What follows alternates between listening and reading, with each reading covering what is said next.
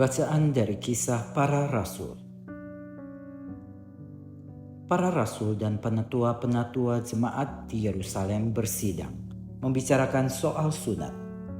Sesudah beberapa waktu lamanya berlangsung tukar pikiran, berdirilah Petrus dan berkata kepada para rasul serta penatua-penatua, "Saudara-saudara, kamu tahu bahwa telah sejak semula Allah memilih aku dari antara kamu, supaya dengan perantaraan mulutku, bangsa-bangsa lain mendengar berita Injil dan menjadi percaya.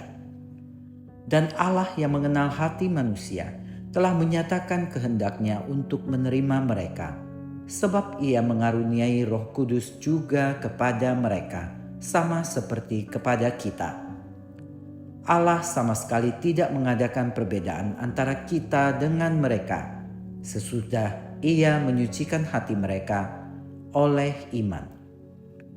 Kalau demikian, mengapa kamu mau mencobai Allah dengan meletakkan pada tengkuk murid-murid itu suatu kuk yang tidak dapat dipikul, baik oleh nenek moyang kita maupun oleh kita sendiri? Sebaliknya, kita percaya bahwa oleh kasih karunia Tuhan Yesus Kristus, kita akan beroleh keselamatan sama seperti mereka juga." Maka diamlah seluruh umat itu.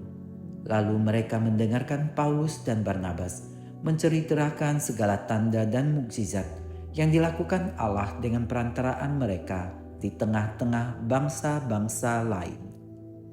Setelah Paulus dan Barnabas selesai berbicara, berkatalah Yakobus, "Saudara-saudara, dengarkanlah aku.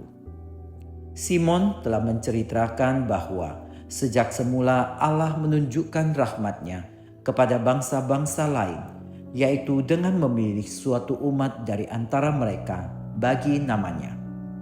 Hal itu sesuai dengan ucapan-ucapan para nabi seperti yang tertulis, 'Aku akan kembali dan membangunkan kembali pondok Daud yang telah roboh, dan reruntuhannya akan kubangun kembali dan akan kuteguhkan, supaya semua orang lain mencari Tuhan, juga segala bangsa yang tidak mengenal Allah yang disebut milikku.'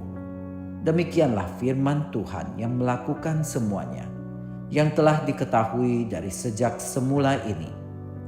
Sebab itu aku berpendapat bahwa kita tidak boleh menimbulkan kesulitan bagi mereka dari bangsa-bangsa lain yang berbalik kepada Allah. Tetapi kita harus menulis surat kepada mereka, supaya mereka menjauhkan diri dari makanan yang telah dicemarkan berhala-berhala, dari percabulan, dari daging binatang yang mati dicekik, dan dari darah. Sebab sejak zaman dahulu, hukum Musa diberitakan di tiap-tiap kota, dan sampai sekarang hukum itu dibacakan tiap-tiap hari Sabat di rumah-rumah ibadat." Demikianlah sabda Tuhan.